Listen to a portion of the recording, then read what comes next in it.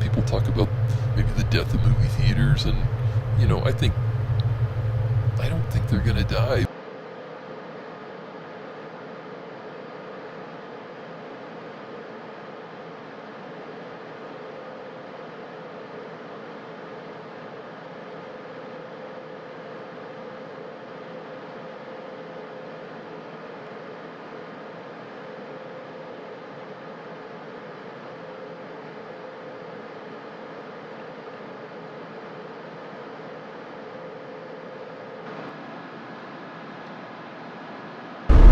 Laser projectors are the next thing, and they've already, the minute you get, it's like any technology, the minute you get it, it's obsolete.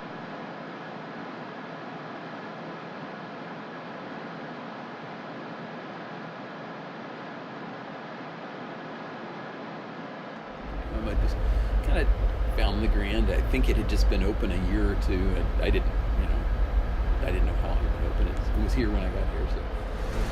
Because I had been a projectionist for so long at corporate movie theaters that for me this is like the dream job of projection. I view it very much as a community space. You can have the conversations. You can bump into somebody you haven't seen in a long time selling you concessions.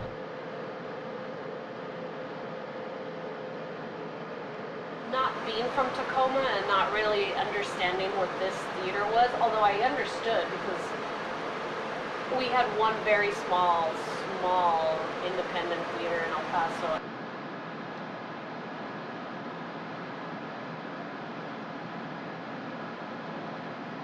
Projector 1 went down. It's not the first time. That one tends to be it'll give some sign, something's gonna happen, and then it just quits. It's like, nope, no more. In my ideal world, the 4 movies, assuming we just have 4 movies here at a time, there's a little bit of a diversity in them.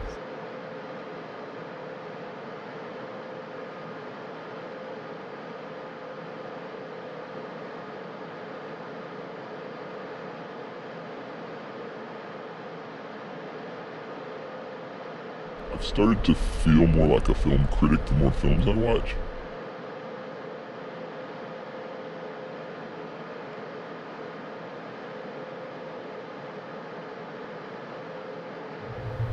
I think the movies that play at the Grand, for the most part, are more realism based.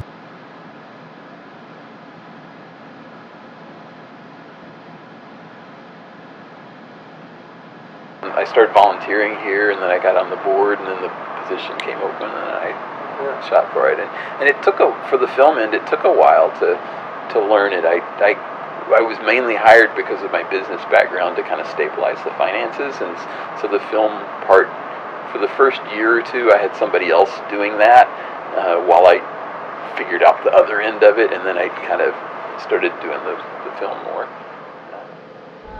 Once Sundance, I believe it was once Sundance went digital, then it pretty much forced upon anybody, and nobody was going to make prints anymore. So we could have been up and running, but who's going to send us a print?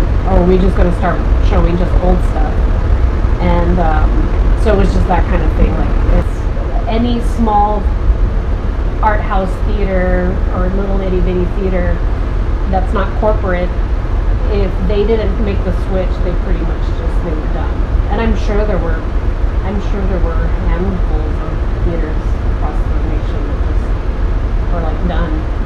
We can't raise this money, we can't afford a projector like this.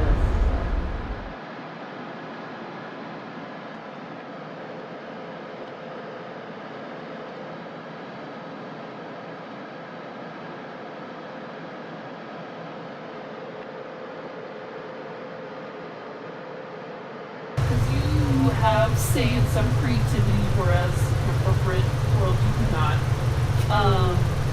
Everybody here is way more tight-knit.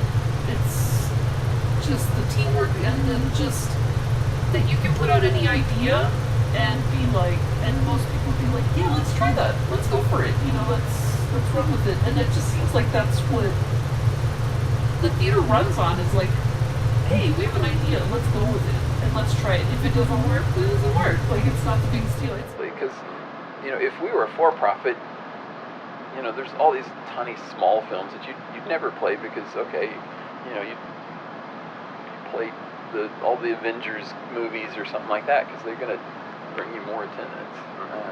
But also, as we play those smaller films, actually, if we were to play Avengers, I don't think we'd actually do well on it. I think that's what the thing about it here is, like, you can go to a movie that will teach you something and it'll be from somewhere that you probably didn't, like, oh, like, I didn't know anything about this, or, this place or that, this kind of director or whatever. But then you can also come here and watch something that's a little bit more, especially when it gears towards, like, most of our clientele, they're older, and it's going to gear towards them. But my favorite kinds of movies are ones that you walk out and you want to talk about. There's like something either unresolved or you're inspired to take action on something, or you don't understand an ending and it's intriguing. It's like, what did it mean to you? And just but if you walk out of a movie and it's just like, and it's done, then that's, I want to be more than